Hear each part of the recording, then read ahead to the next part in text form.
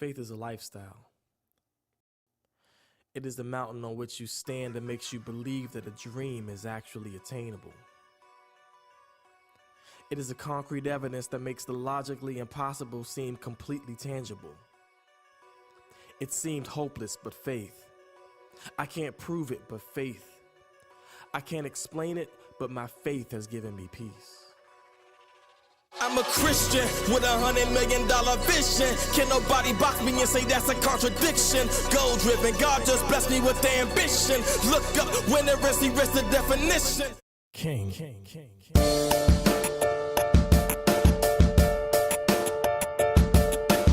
Royalty, stand up, brand up, fam up, hand out, no way, hands up, know what, name that, it's mine, claim that, it's time, message, we shine, above all, the decline, the darkness cannot last, the shadow of my past, before I gain knowledge of heritage, I have the bloodline that I share, most powerful out here, the mover of mountains is who I am touting, the richest among us is who I'm the son of, from sundown to sun up, that's how I then come up, position is just mine, the favor in due time, can't have it, man, you lying, the powerless, you trying, enemy beneath me, there's nothing to teach me, the people receive me, cause my God complete me, and my God does keep me, and my God they free me, and my God redeem me, and my God relieve me, I'm king, dominion, crown me, I am winning my position, God's giving, God's sending, God's shooting.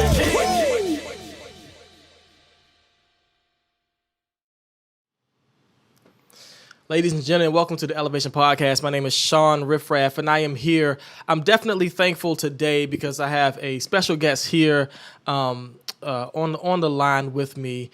Dr. James Love is here, and it's going to be, I just have a feeling this conversation is going to be amazing. Dr. James Love, just in case you don't know him, he's written 5 books. He's a pastor at one point, and he's a philosopher. I'm going to let him tell everything about him because he has a whole bunch of different hats. How you doing, man? I'm doing fine, brother. How are you doing? I am doing amazing, considering. I assume you're safe and well. Say it again. I assume you're safe and well. I am safe in the house where I have been for the last 2 months. Doing the same thing. Tell us. I want to first talk about you a little bit because I know there's a lot of things to talk about, a lot of things going on in the world, a lot of things going on just in our culture, and there's a lot of things to talk about just in general. I want to start, however, talking about you, who you are, where you're from. Now, I've known you for what feels like my entire life, and I can. If there's one thing I can think about, having visited you when I was younger, the one thing that always rings in my mind is I was always in awe at the amount, which is funny because of your background, at the amount of books that you had. And and it was just like books. And I remember asking you as a kid, like, have you actually read all these? And you're like, 85% of them. Like, Jesus. Wow. But tell me, let's tell the audience a little bit about you and just where you come from and how you got to where you are at this point in life. I'd be delighted to. First of all, I want to thank you for this opportunity, and I want to thank you for the platform that you have and the wonderful job that you're doing. I just want to encourage you to keep doing what you're doing. Thank you, In sir. terms of me, as you said, I've been in the pastorate, still am in the pastorate. I was a senior pastor for a number of years.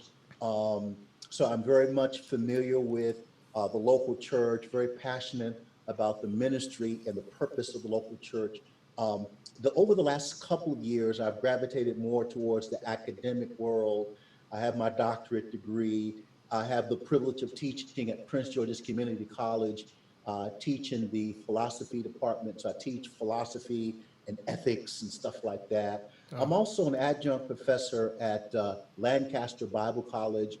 Lancaster Bible College has an extension campus in Greenbelt, Maryland. And so there I teach philosophy, and I also teach preaching. That's my primary role there, is teaching what is called preaching or homiletics. Okay. And so we're very privileged that God has given us this opportunity to influence young people in terms of the particular topics or subjects that I teach.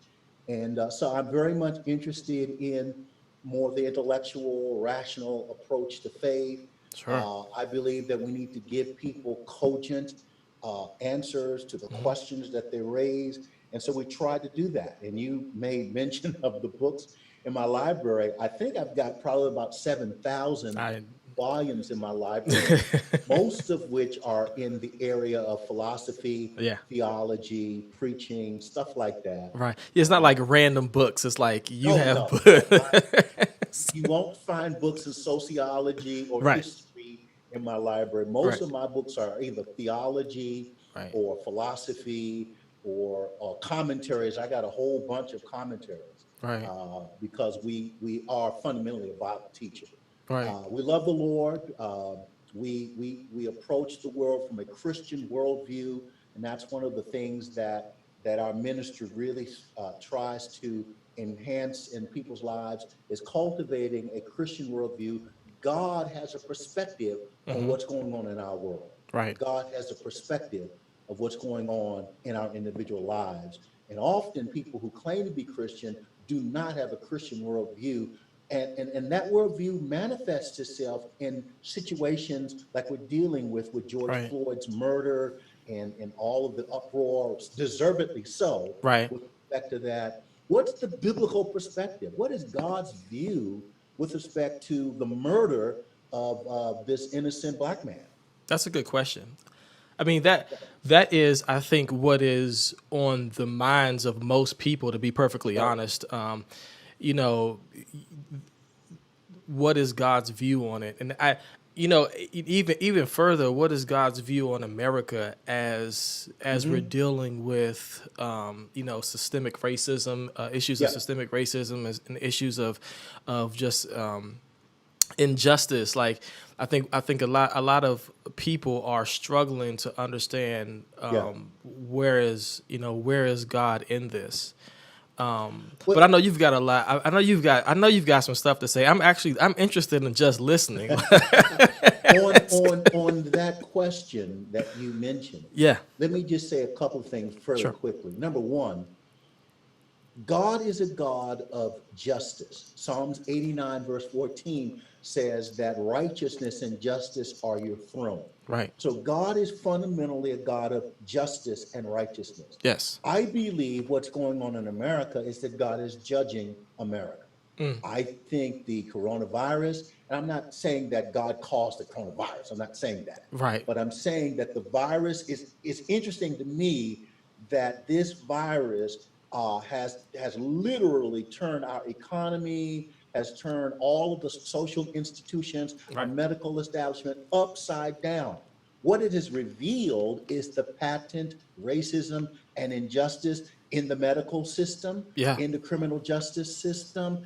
And this, we knew this, but now white America is seeing the injustices. They're realizing the disproportionality of people affected by coronavirus Right. because of poor health systems in urban communities, because of the lack of education in many urban communities, because of the lack of health providers Right. in many urban communities. They're seeing systemic racism in the criminal justice system, the disproportionality of blacks in prison in Yes. relationship to the number of the proportion of blacks in terms of the total population is disproportionate. Right. And so I think that there is a kind of judgment Mm. that God is bringing upon America and the world in general.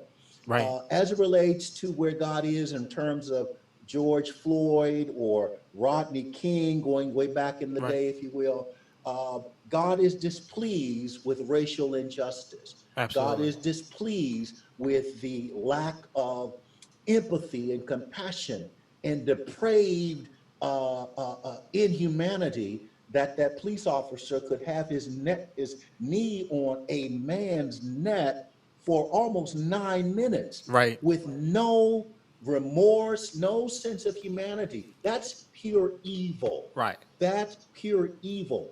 We in the African American community know this from Rodney King to Trayvon Martin. I could list a number of these instances. But now white America is seeing, and they're saying, this is wrong. Right. What happened to that man was wrong. And so I think the layers like an onion is being peeled back, and they are beginning to see. If you notice the marchers, and I want to say this, I thank God for the young people Yeah. who are in the streets, those who are peacefully and respectfully marching, who are keeping the focus on the injustice. Now, the Right. looting and all that, that's terrible. But Yeah. those young people who are Not, focused on what the issue is, I salute them. I commend them. I pray with them. It reminds me of my day when we marched and we protested. And right. so it's good to see that passion. And I just want to say that, let's not be deterred or detracted or dissuaded or distracted by all of the noise around us. We got to keep the main thing the main thing. And Right. here's the main thing: there is systemic racism in America. There is definitely a messed up criminal justice system, and we've got to change that. Or I think we're going to have, as the militants in the 1960s used to say, it's going to be one long hot summer. Right. So I've got a question about Sure. us as far as African American, and just in faith. There is a thought process, and especially as the younger African Americans become of age to make their own thoughts and I guess it's always been a thing about Christianity in and of itself being to say being the white man's religion, or Right. the religion that enslaved us. Right. And so I guess the conclusion that they would come to is that Christianity isn't Christianity is as evil as the people who have used it in the name of bondage. And so, what is a Christian response to that sort of thinking, where the thinking, in my opinion, is completely understandable. Like it's a valid school of thought, right? Okay. It's, in my opinion, it's a valid school of thought. Like, like I could understand why if someone slaves you with these words, you would imagine that these words wouldn't be what you would want to look at for spiritual guidance. And as you see more white supremacists continue to, in my opinion, abuse the faith, even in today, they'll continue to abuse the faith. What are we saying to what do especially Christian young people who would mostly watch this? What do Christian young people? How do we combat that school of thought? I think that's a very good question. What you have to understand is that's not a new question. Right. That question was asked 2,000 years ago. That question was asked during the period of slavery, during the period of Reconstruction, during the period of Jim Crowism, Right. through the desegregation issues, statutes in the South in the 1950s and 60s. This is a continuing question that African Americans, Negroes, if you go old school, Right. had asked for generations. Right. Now, it crystallized, particularly in the militancy of the Black Panther movement of the late 1960s, after the assassination of Martin Luther King, Right. and the rise of what we call Black nationalism. Yes. Black nationalists raised this question: isn't Christianity a white man's religion? Isn't it the religion that enslaved our people? Now, let's respond. We could take a whole program just dealing with that question, but I want to Right. address that question. Number one, is Christianity a white man's religion? First of all, show me anywhere in the Bible where it says that this book is only for white people. Right. Secondly, the construction of Christianity is such that you cannot do. Now, I'm a theologian in many respects. Right. You cannot Christian theology. You cannot talk about the doctrine of God, the Trinity, You cannot talk about the communion. You cannot talk about the ecclesia of the church. These Right. are core concepts within Christianity without talking about a man by the name of Saint Augustine. Right. By the way, Saint Augustine was a black man, Mm. and he is the author and the progenitor of many of the major doctrines, with particularly within Roman Catholicism and Right. even Protestantism. So let me back up and say this. Christianity is not a white man's religion. It was used by white slave owners. It was used by white oppressors Right. to subjugate our people, taking scriptural verses out of context without proper hermeneutics and exegesis. And many of the whites who use these improper tools wouldn't even be able to spell it or understand it itself. But you cannot take a verse out of context to make it say whatever you want it to say. Right. The Bible does not endorse slavery, but the Bible does not shy away from slavery. Right. The Bible doesn't say that slavery is good, but the Bible does say that we have a God and a Savior who wants to redeem us. And we have to understand that slavery in antiquity is not the same thing as slavery in the Western United States. Mm. In antiquity, one was enslaved if you went into debt. So, for example, Shawn, if I was in debt to you, the way that I paid my debt, that is in the ancient world, Right. I would indenture myself to you as a servant for a specific period of time to pay off my debt. Right. Now, what happened was, because it was much easier to identify the African became a permanent slave because they were much easier to identify. If you were Caucasian, you could mingle into the broader community. And so even though you were indebted, you could mingle in and you would not be distinguished. But if you are an African, obviously your hue is such that you become instantly recognizable. So it became easier to enslave our people. And to continue that enslavement, they used false verses, that is, verses taken out of context, Right. to say that the Bible supports and substantiates and even endorses slavery, which it does not. So back up for a minute. Is the Bible a white man's religion? No.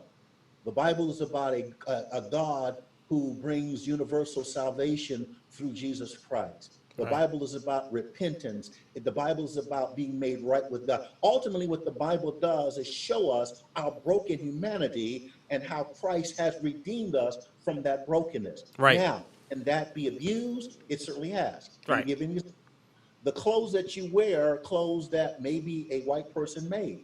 Right. Does that mean that the clothes are bad in and of themselves? Or does that mean that the vehicle through which those clothes were made may be evil or malicious or whatever? The Right. car that you drive was maybe made by a white person, but does that mean that the car itself is evil? So Christianity has gotten a bad rap, particularly among Black nationalists, in this outrageous and felonious argument that it's a white man's religion. It is not. Last point. Last point. For those of you who really want to pursue this subject, let me Right. give you an excellent book that helped me many, many years ago. It's written by the late, great radical preacher Tom Skinner. Those we may have forgotten about Tom Skinner, but many of these issues Tom Skinner addressed in the late 1970s. And he wrote a book, a little small book called How Black is the Gospel. How Black is the Gospel.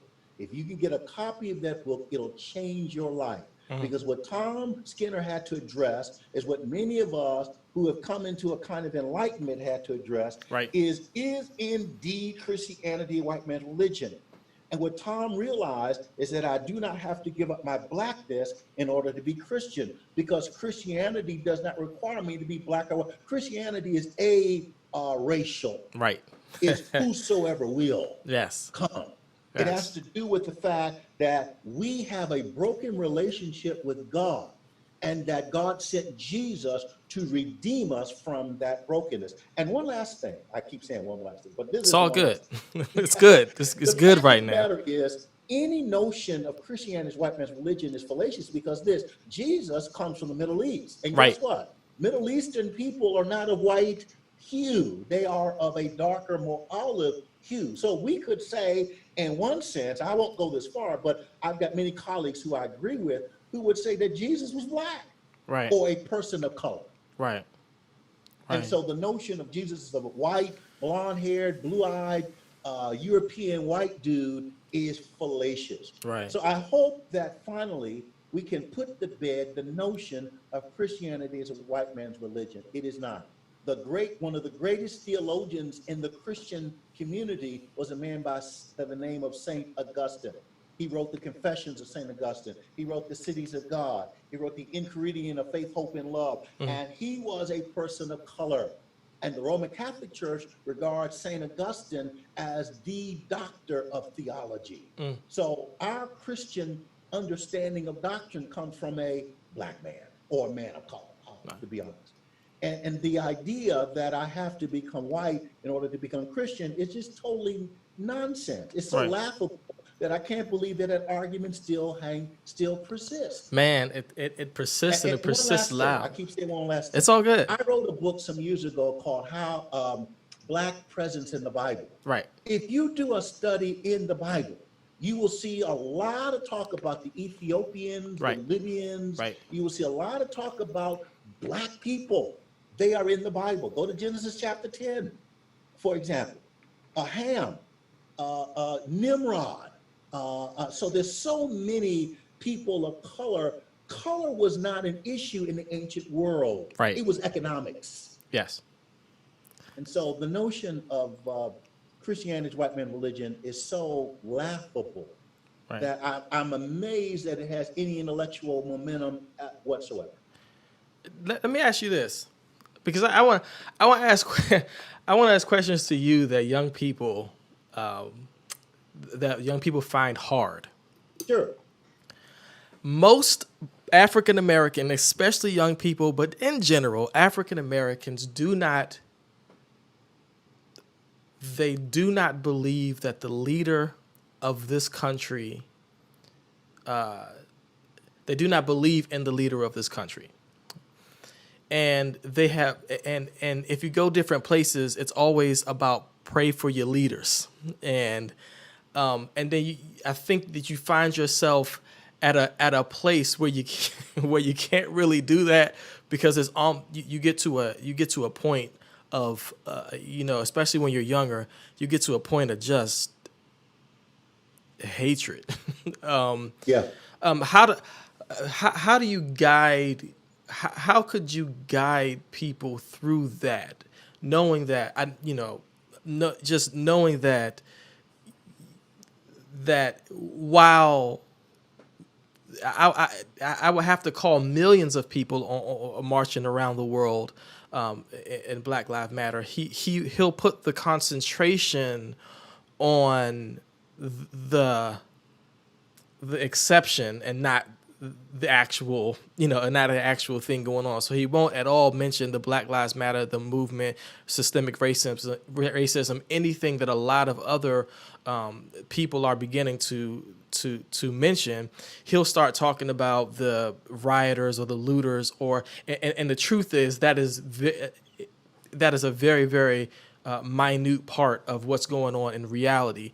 And the more and more he does it, like, the tear gas on an innocent group of people so he could get to a church to wave the, like all of those things that went on, you find that people are very, very unforgiving.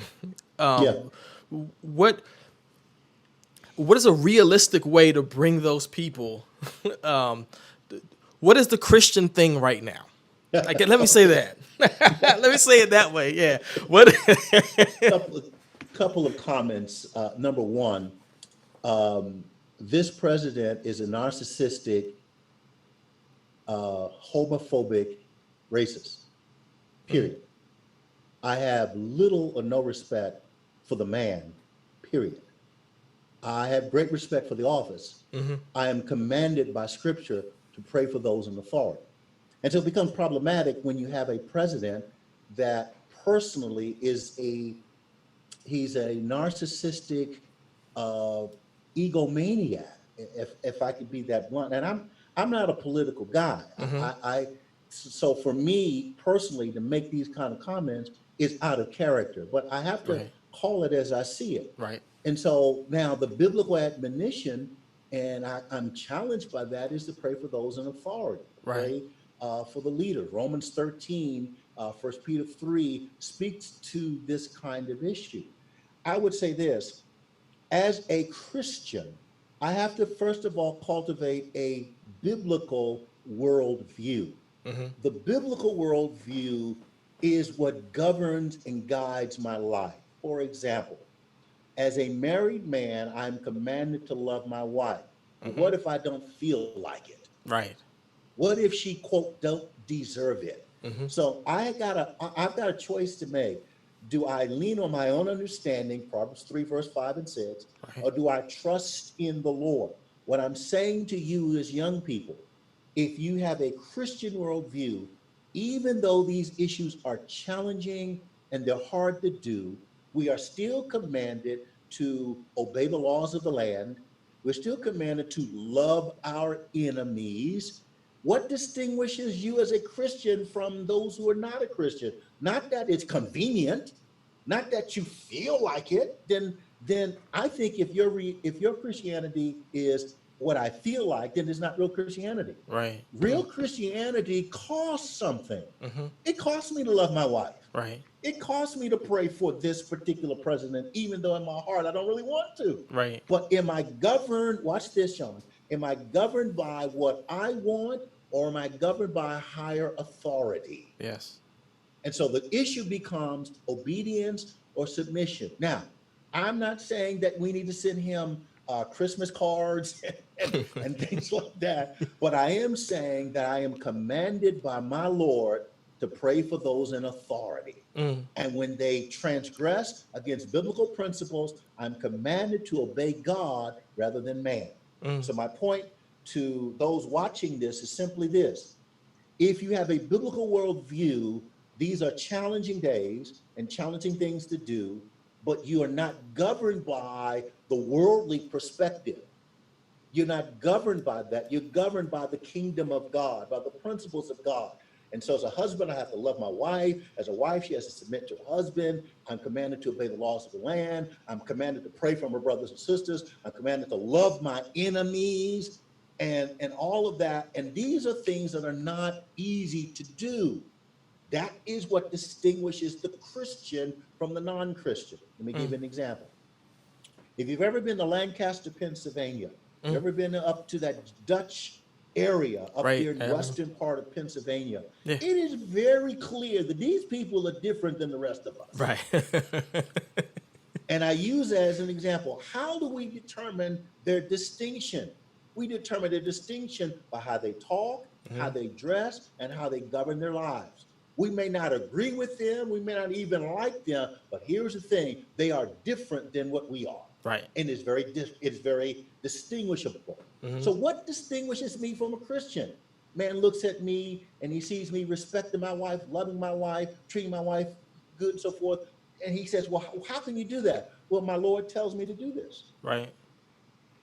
And so it's not an easy thing to do. I'm not trying to make this pie in the sky. It's not an easy thing to do, but you have to either be governed by the principles of the kingdom of God or the principles of the world. And too many Christians are not cultivating a biblical worldview, a kingdom perspective. They're locked into their emotions. They're locked into what the world around them tells them they ought to feel, think, and do. Right. Notice what I said. What the world around them tells them what they ought to feel, think, and do.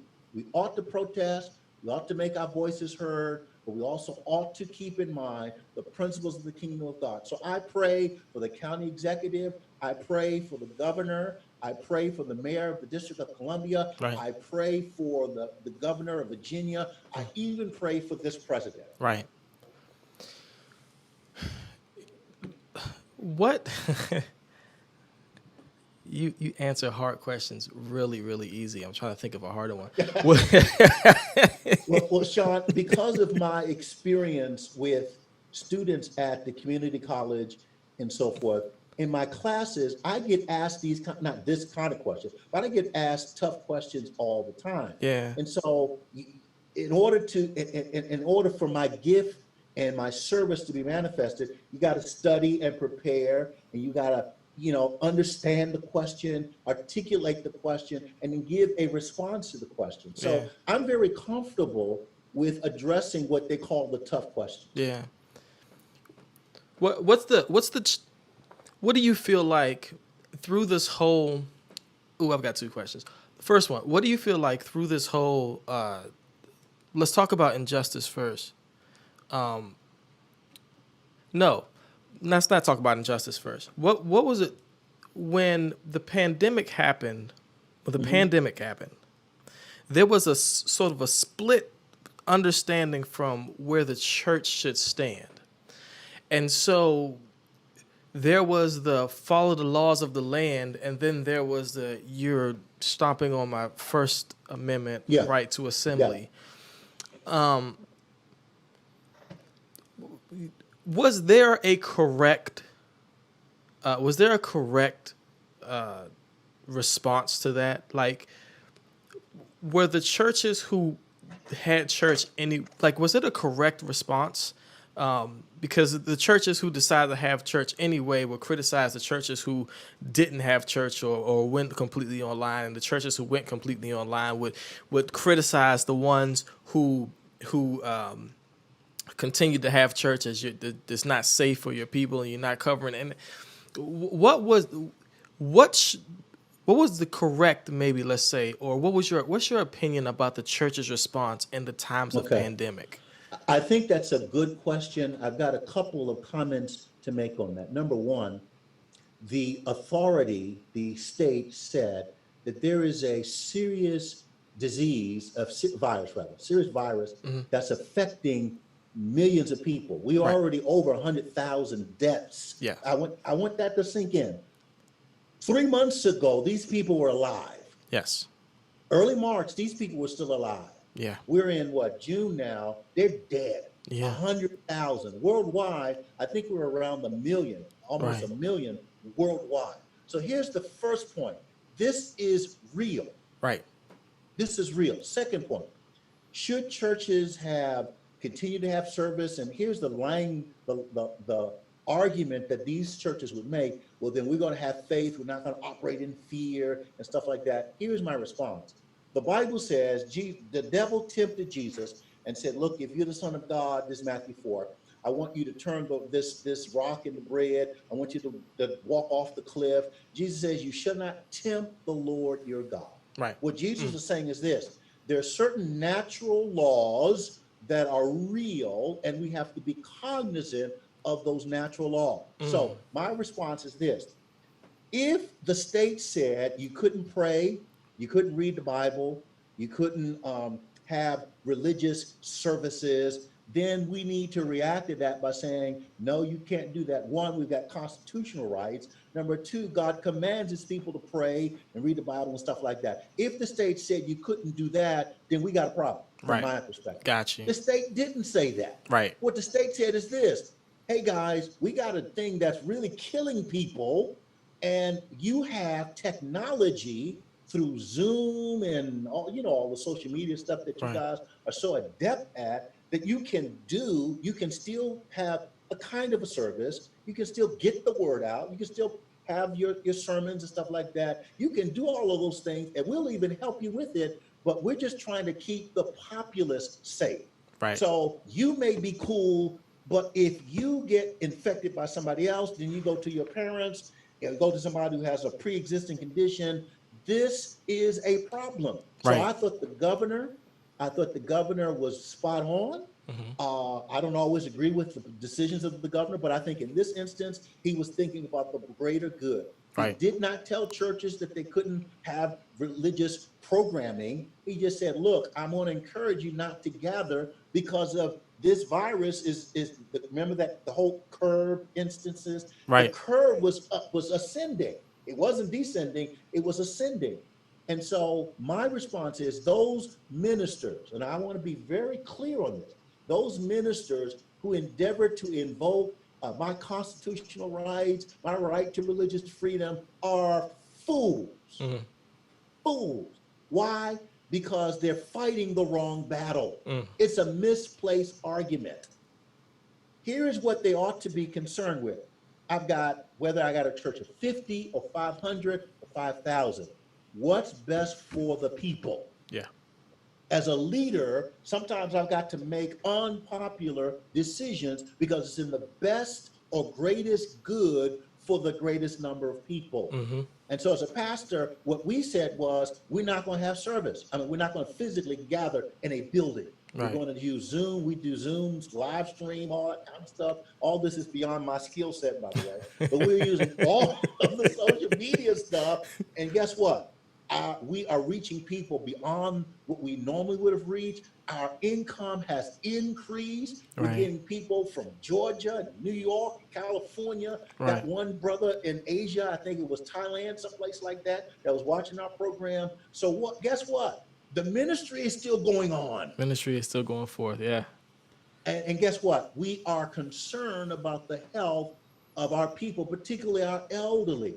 And so we won't gather probably until the end of this month, maybe the 1st of August, Right. until really everything is like crystal clear. Right. And then, of course, we're taking all the precautions. We got more hand sanitizer than I think is legal. We got gloves, we got masks, we got thermometers, we got all kinds of stuff. So when we do gather, we're going to have social distancing in the service. Everybody's going to be checked in terms of the temperature. Everybody's going to have a mask on. Everybody's going to have hand sanitizer. Right. Because this virus is not killing, this virus is killing disproportionately African Americans, the elderly, and over 100,000 people who were alive in January Right. are dead now. Right. So as a pastor, am I more concerned about the offering or trying to make some political statement, or am I concerned about my people? Right. Not my people, but the people. Right. Okay. Now, so my second part of that question goes to all of the unrest that is happening. As far as all the marches, all of the, all of that happening in the country. What is the response? Because I haven't heard very much response from the church. Mm-hmm. What should the church be doing? What should the church be doing in this? Now, I've heard some responses from. Let me rephrase that question. What should the black church be doing in this? Because I've heard some responses from the white from the white community. If I've heard some responses from them, but all of those responses are more so of explanation as to why we're doing this. The black church should have a completely different position, I think, because of there is an experience, and then there is a, you know what I'm saying? Like, the one church has been through it, and the other church is looking into it. What should be the church's response to all of the things that, as far as like, what should the church be doing? Well, I think there are a couple of things, or a number of things, I should say, that I think the church, African American church, I'm going to broaden this and say the church as a whole. Okay. Because this virus does not distinguish between black and white. This unrest is about social injustice. Mm-hmm. It's about systemic racism. And we need our white counterparts to help make change in America. Right. Sidebar. The Civil Rights Act of 1964, I believe it was, Yes. would not have been passed if it wasn't for white men and women who had the conviction that social injustice in the 60s was wrong. Right. So we need our white counterparts to partner with us as we fight for social justice and racial equality. Now, what should the church be doing in relationship to the issues that we're confronted with? First of all, the church has to clearly identify what those issues are. Right. The church has to be aware that this is not about being spiteful or mean-spirited, but this is about systemic injustice directed towards a particular group of people, particularly African-American males. Right. And so the church needs to be cognizant of what the issue is. See, I take this in light of what Colin Kaepernick, about 5 years ago, the football player for the San Francisco 49ers, when he kneeled down because of this very issue 5 years Right. ago. Right. And what happened was, and this is the point that I want you to see, is that narrative got twisted to he's anti-American, he's anti-flag, he's Right. anti-military. That Right. wasn't the case at all. So Right. my point is that we have to be careful that the narrative is not co-opted. Mm-hmm. What is the narrative? That there is social injustice, systemic racism, and we have to put an end to it once and for all. Right. We need to so we need legislation, we Yes. need mayors, we need President Obama was very right the other day when he mentioned that we need mayors to look at the police force, Right. the police chiefs need to look at police tactics. Yes. I don't understand why it takes 10 cops to bring one guy down. Mm-hmm. I don't understand when a guy says, look, I can't breathe. I can't breathe. When a grown man cries out for his mama, Mm-hmm. our humanity needs to kick in, or Right. training or something needs to say, okay, this guy poses no threat. Why are you still with your knee on his neck? Right. And so we need to be very clear and articulate what the narrative is. The narrative is this: there is obviously racial profiling, systemic injustice, Mm-hmm. an inadequate ability of police force to de-escalate as opposed to escalate situations. Right. And there's a tendency or a proclivity for white people to think that just because a black man is in the community or in the area, that somehow they pose a threat. Right. That's white privilege. And so we got to be clear that we want to crystallize the narrative to be this, so that we can get legislation and get people more aware of it. I think that's one of the first things we need to do. Secondly, and this is often something that people may kind of poo-poo or say, well, what use is that? I think we need to pray.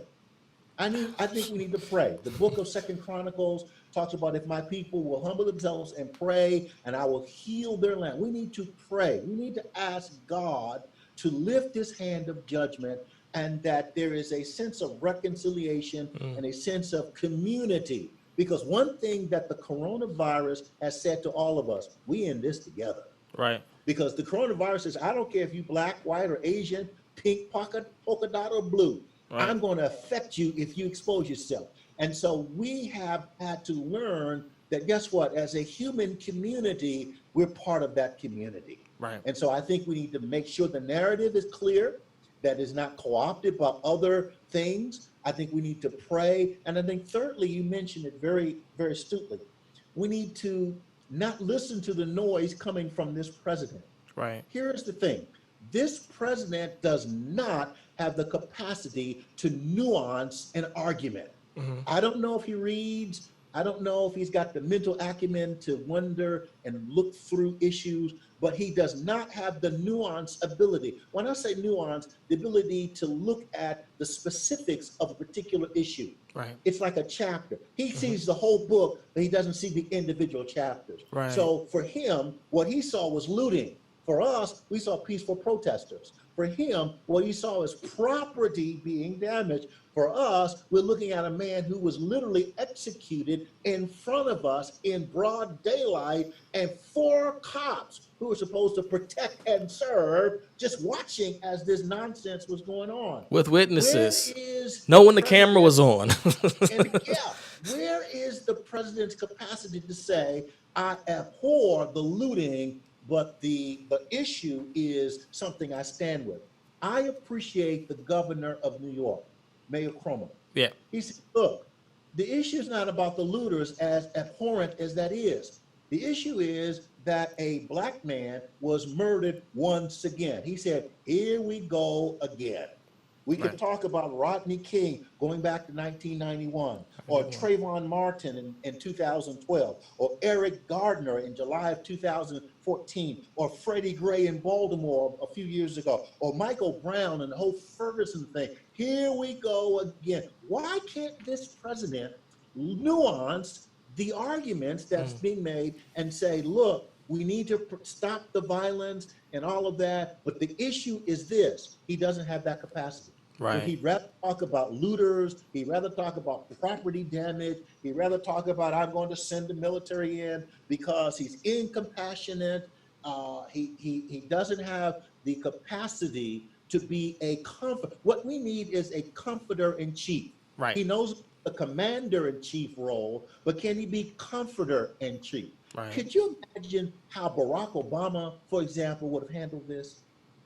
Right. I believe Barack Obama would have been conciliatory, would have been pastoral, if you will. And that's what America needs. America needs a pastor to say to them, okay, we're going to get through this. This is wrong. These are the steps that we're going to take to Right. correct this. We need a pastor. We don't need more, kind of might is right. And I'm going to take the military into the streets, which he doesn't have the constitutional right to do so. Right. I'm Of going to do course. that is Just not threats. what we need. Yeah. But this guy does not have the capacity to see what his other role is other Absolutely than not. the commander in chief. Absolutely not. What? In a more I th- I want to say lighter, but it's not really lighter. When talking about racism, a lot of things that happened last week. One of the things is the showing. It was a couple of things that happened, and of course, the big thing that happened was George Floyd, and that was the big thing that happened. But the sort of smaller, nuanced things that happened, the things like the thing like Amy, what was her name? It's Connor, Amy, whatever her name was, in New York, who Yeah. called the police on a guy and just Yeah. told out flat out lies. It's another lady in Florida who called the police and said these two men kidnapped my son, and these two black men, excuse me, kidnapped my son in real life. She killed him. And it was another guy in Georgia, was it, that said that black men carjacked him and locked him in a hotel room, and the truth was he was actually soliciting prostitution there, but he was trying to cover up his youth pastor status. How do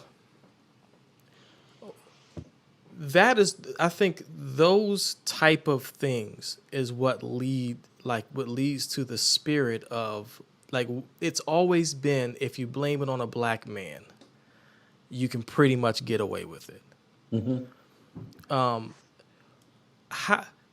How does the culture, or how do we begin to address that? Because it's almost like, and I said it this way, and I think it was harsh, but it's almost like, as much as white people can say, "Oh my God, this systemic racism thing happened," is as if it's something new. It's like, not really. You knew it was happening before, because you knew all you had to do was say a black man did it, and you could get out of whatever sin you were in. How do we back away from that? How do we begin to heal from that? Because that, to me, is the depth of why we get things like a Michael Brown, or why we get things like the disrespect from a police level, is because everybody know, and it's been like this forever, but everybody know. So it's like, y'all can pretend like you don't know about systemic racism, but in the back of your mind, you know that, I'm a white woman, I can just call and say it's a black man, and you're done. You know what I'm saying? How do you get past? How could we get past that? That's a very difficult and challenging point or statement, because you're really looking at the human heart. I'm going to make a couple of comments. I think essentially this is a question of what is called white privilege. I think there's an underlying assumption that what's white is right. And obviously, if a white person is notifying the police against an African American, then the white person is de facto proven or is assumed correct. Right. The assumption is that the white person is correct and the black person is in the wrong. And often that comes out of white privilege. And white privilege stems from the fact that a lot of white people assume that they are superior. They may not say it as bluntly as I've said it, Right. but there's a lot of whites that feel that they are superior. Right. And the problem with that is that often blacks have brought into the superiority, so-called superiority of white people, and Mm-hmm. we act in such ways that belie our own genius and our own intellect. Mm-hmm. Often white people don't understand aspects of black culture. They love our music, they love our artistic capability. All you have to do is look at hip hop music. Go Mm-hmm. back 30 years ago, hip hop music was despised, Mm-hmm. particularly in Absolutely. suburban communities. And you would know more about this than I would, but look at hip hop music now. It is the norm. Right. And it's probably, and I may be corrected here, but I understand more white kids buy hip hop music than black kids. Right. Absolutely. So what happened is that whites have selected certain aspects of black culture that they admire Mm-hmm. and that they appreciate. That's right. Other aspects of that culture, that is black intellectualism, the fact that black people may have an opinion, that we think differently, we act differently based on our past experiences than whites. And because we are different in many respects, not all respects, but in many respects, particularly culturally, we're different. And it is just assumed that white culture, quote unquote, is just superior.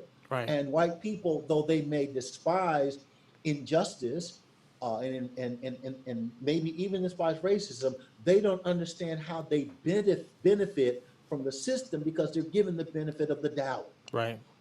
They're given the benefit of the doubt. Right. Whereas as an African American male, I am not given the benefit. I am guilty until proven innocent. Whereas I Absolutely. should be innocent until proven guilty. Right. So I think that number one, this is a hard issue that we have to get to the heart of America, and political programs are not going to address the hard issue. Right. The issue that we have to address is spiritual. I have to keep coming back to Mm-hmm. the issues that we're confronting have to be spiritual, and we have to deal with them spiritually. That's why the church is so critical, that we've got to change the hearts of people. I need my white colleagues in the pastoral ministry to start talking to the people about justice Mm-hmm. and Absolutely. mercy and compassion Absolutely. and issues of racial inequalities. Right. And they need to bring a conscious awareness to white people that they have been given the benefit of the doubt because they're white. Right. Absolutely. Okay. Um, there were upon coming here, there were some things that you had on your heart to say. Right. And I want to give you that platform right now because we're at 50 minutes and I could ask you 100 more questions. Wow. We're already at 50 Because minutes. I mean, My like, goodness. and I you know, I'm amongst the intellectual Christian, want to get into the depths. So these type of conversations are just Cool. are just Cool. little tentacles for me. Again, I enjoy the conversation. Yeah. What I wanted to do, and I appreciate, again, I respect what you're doing, appreciate what you're doing, and continue.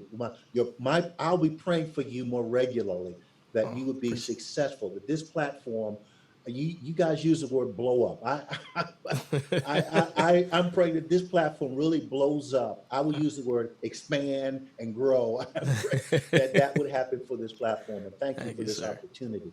What I just simply wanted to say is this: I was incensed and enraged, like so many, when I witnessed George Floyd literally be murdered during broad daylight with 4 cops just watching this. I was numb. I just couldn't believe what I was seeing. And so I had to think about this. And I think that the term that I want to use, and I want you all to get this term, depraved indifference toward another human being is senseless. Depraved indifference towards another human being is just senseless. And what we saw was depraved indifference. That man was not human. That man was the epitome of evil. And what he did was, before all of us, was say, I can kill this black man, ain't nothing gonna happen to me. Because he could look at what happened to Rodney King. Now I'm gonna go old school. Back in March of 1991, I'll never forget it. We all witnessed the video of 5 or 6 LA police cops literally wailing away at this black guy who was defenseless. They were wailing away, and they were all acquitted.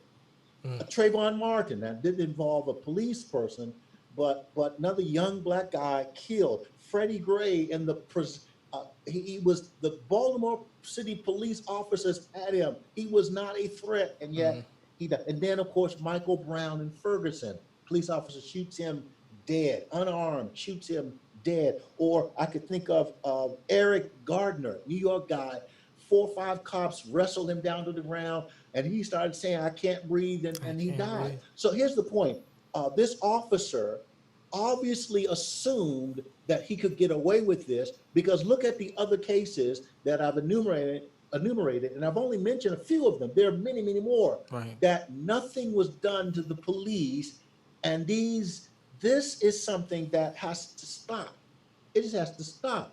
We have to talk to police officers, mayors, and people, police chiefs and captains, and all sheriffs and people like that. How are you training people? How are you training them? Why is it that the first response, particularly to a black person, is I'm going to pull my gun out and then I'll ask questions later? Whatever happened to de-escalation? Whatever happened to the person is no threat to you? That is, the person poses no threat. Why do you have to kill the person? That's because with depraved indifference, you don't value that life as you value others. What if that was your son? What if that was your father? And so, what I want to simply say is that enough's enough. And we've got to get to the place where this becomes a thing of the past. And we won't get there until we raise our voices. We won't get there until we make it very clear that we're not going away quietly in the night. This is not going to just dissipate as other situations have, but we're going to continue to press and press and press and protest and speak out until change occurs. Specific legislative change occur. That is with this Congress or without this Congress. That is with this president or without this president. Legislative change must occur. And it begins in the hearts of people who recognize the humanity of other individuals. Now, let me also say, this is not to say that we're passive against crime, that we're passive against lawbreakers. The looters need to be arrested. The looters need to be put in prison. But what we are saying is not every young black man is looting. Not every young black man poses a threat. Right. We are human. We breathe. We bleed like everybody else. And so what I wanted to simply say is this. I'm tired of all the noise. I'm tired of making all the sounds. I want action. I want concrete action. I want a plan. I think that plan involves the churches. I think that plan involves prayer. I think that plan involves talking to mayors and county executives and governors and police chiefs and sheriffs all over this land saying, stop it. You can stop it by retraining your officers. And if they're bad cops, and guess what? In any profession, there's some bad apples. Right. In my profession, as a preacher, as a pastor, there's some bad preachers. In the legal profession, they're bad lawyers. They're bad apples everywhere. But when you find a bad apple, you need to root them out. Why was that guy who already had a history of violence? I'm talking about the police officers now. Right. From what I understood, he had a history of violence, aggressive behavior. Why is he still in the police force? Why is he still in a position to hurt other people, particularly black males? So I'm saying that police chiefs and sheriffs need to look at who they have hired, their psychological makeup, and if you got bad apples, you need to root them out. That's what I wanted to say. I've got, I definitely, there are some other there are some other conversations in the future I know I want to bring you back on for. Let's do it, man. Look, I can't believe we've been talking almost an hour. Unbelievable. Man, Let's do it. because Let's do it. it's, I'll be glad to. it definitely got to get your perspective. You know, when we come out of this, it's about hopefully we can have a conversation about living, about how we should be living versus conversation about the craziness going on in the world. It's, Yeah. you know. I wrote a book called Living Life Well, so that'd be great. Yeah. So that's awesome, man. Thank you very much for coming on, and I'm definitely, you. I'm definitely ready, to put you on some other stuff. That's awesome. Thank you so much, and we will do this again soon. Amen. All right. Thank you, Shawn. Hey, be safe, brother. You too, man. All right. Bye-bye. Bye.